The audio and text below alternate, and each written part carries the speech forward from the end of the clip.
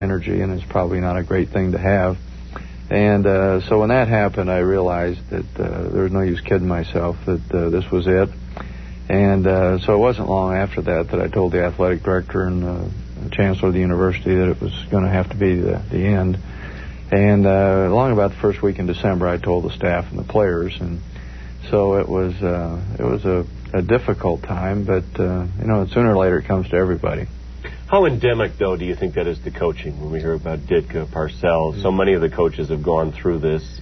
You have this stoicism about you that you admit, and you seem so calm on the outside. Is there a lot going on the inside that we don't see? Well, I think, Gary, that certainly the stress and the turmoil is a factor, but there's also a genetic factor. And my father had heart disease and died of a heart attack, and my mother had some difficulties, cardiovascular connected, and so I'm sure that was a big part of it. And I always watched what I ate, exercised, didn't smoke, and probably the one thing I did that wasn't real good was just be in a very stressful occupation. And sometimes you're not emoting, but you feel it inside, and so it wasn't like I was impervious to the stress. How big a stress factor? Was it the biggest stress factor when players would get in trouble or have discipline problems and you had to deal with that? That was the most painful thing. Yeah, I could go out and play a game that was sudden death overtime or, resulted in a 2-point play, and naturally you would feel the stress. But if you were prepared, it's kind of like doing a doctor doing surgery. You're concentrating so hard on what you're doing that you don't really notice the stress. But when somebody got in trouble or when your program was maligned nationally, that was painful. And so I suppose that was maybe the most difficult part of it.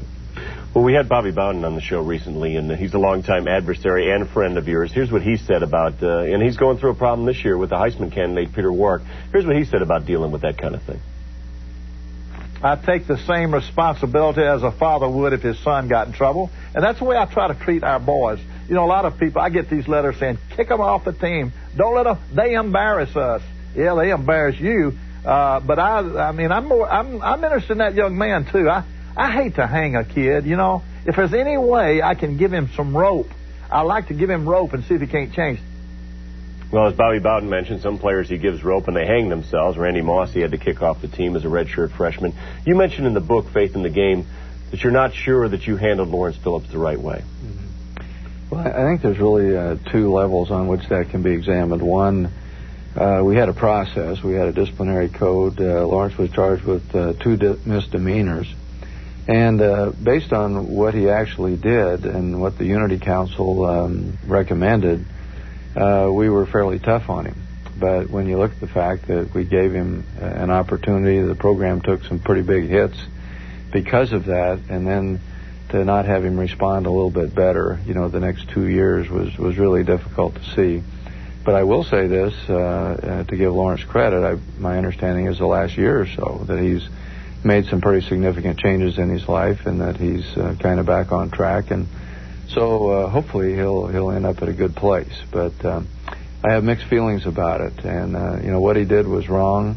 What was publicized that he did was really exaggerated. He didn't do many of the things that were broadcast nationally. And he did miss 6 games. And we did bring him back on the team, mainly because, as Bobby said, the one thing that I knew would keep him going and keep him on track and keep him in school and having him go to counseling would be the possibility of having football, because you take that away, there was nothing that was going to hold him on any kind of a good course. You don't shy away from mentioning the discipline problems in the book, and you tackle each of them individually and talk about Christian Peter and the various players who have had brushes with the law and have had discipline problems while they were at Nebraska. One of the astounding things you mentioned is from 85 to 95, 10 players that you coached were shot, 2 of them fatally. Mm-hmm. How did that affect your life? Well, it just pointed up how much our culture has changed over the years. And actually, 3 or 4 of those players were very peripheral. They were walk-on players who were maybe there for a semester, but they were in some way connected with the program. And in the preceding 25 years prior to 1985 that I'd been around Nebraska football, I couldn't remember one case of anybody being shot. And so you come to realize how fragile life is and really how difficult things are in this day and age for young people and how dangerous. Well, let's show people the chapter headings and faith in the game. And I know at the beginning of each chapter you quote whether it's Wooden or the Bible or some passage that kind of reflects these. If you can sort of give us cliff notes and quickly take us through. I know there's 10 points there. Maybe hit some of the ones that mean the most to you. I hope I can remember. But, I thought that the differentiating factor in great football teams really revolved around character. And certainly faith was a big part of my life. And I think everyone has some philosophical stance they come from. So I was not shy about letting the players know where I came from, what was important to me. But I also didn't want anybody to feel that they had to adopt my views. And so it was just laid out there for them. And loyalty was really a big deal, because we had players that were loyal. The coaches, the average stay of our coaches was 15 years. And that's what made me a so-called good coach, was the stability and the quality of our coaching staff. And of course, the gratifying thing is that those same guys are still there, and they are loyal to Nebraska, and most of them had chances to move on. So really what I did was just attack those issues, those points that I thought really helped make Nebraska football stable and strong and consistent over a long period of time. And maybe some of those same attributes would be relevant to any competitive enterprise, whether it be business or entertainment or whatever. Well, you talked about it. When we come back, we'll continue with Tom Osborne and talk about how many of those qualities Frank Solich, his successor, embodies in Lincoln as we continue up close with Hall of Fame coach Tom Osborne. Welcome back to Up Close as we continue with Tom Osborne. And now I guess we talk Nebraska football. You'll always be there. And you knew what it was like succeeding Bob Devaney, coming off 2 national titles. You served under him for so long, 11 years. What did you tell Frank Solich to prepare him for what he was going to have to go through following you?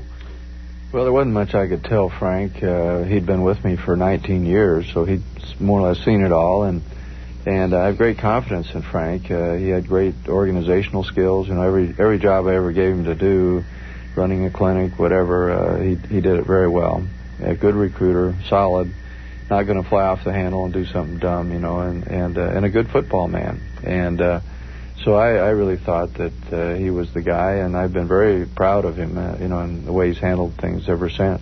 You ever fly off the handle? I mean, you've admitted you're stoic. Ever get angry? Ever lose your temper? Throw a fit? Oh, I think there were some occasions. I remember halftime of one game down in the Liberty Bowl that I lost my temper, and I don't think it did much good. We did win the game, but usually there's way too much emphasis placed on fiery speeches and halftime talks. Usually your preparation is what wins. Who makes you laugh? Who makes you laugh the most? Well, sometimes my wife. And I got a big kick out of players. Some of those guys could really crack me up. And so, you got to draw a line. You can't be a buddy, but I really enjoyed the players a lot. You got to go to the White House a few times with a national title. What's the most inspirational person you've met? Well, I think as far as inspiration goes, my dad was very important to me. He was in World War II and didn't have to go. He volunteered, and I thought that he had great patriotism, great values. My grandfather probably was the one that I looked up to the most. I didn't know him well, but I thought he stood for the right things, and he was killed by lightning when I was 10. So he always meant a lot to me. So I had a good family background, and that was important. How does it feel to be an author? And you did this book on your own. Almost always somebody writes with a co-author or somebody with a journalistic background. What did you learn from this? Well, I know that writing's hard when you're a coach, and so I had some people proofread it, but basically everything I put down there was my ideas, my thoughts, and even my sentence structure, pretty much. And so it does take discipline, but it kind of provided a sense of closure for me, some formal departure from athletics, and so I found the process a little bit therapeutic, and I enjoyed that. Well, it's been our pleasure to thumb through the book. It is an inspirational book, and tells a lot about your history in coaching and also what got you there, dude. One of the great success stories in the history of college football. Thanks, it's been our pleasure to have Tom Osborne up close. Thank you. I'm Gary Miller in Los Angeles.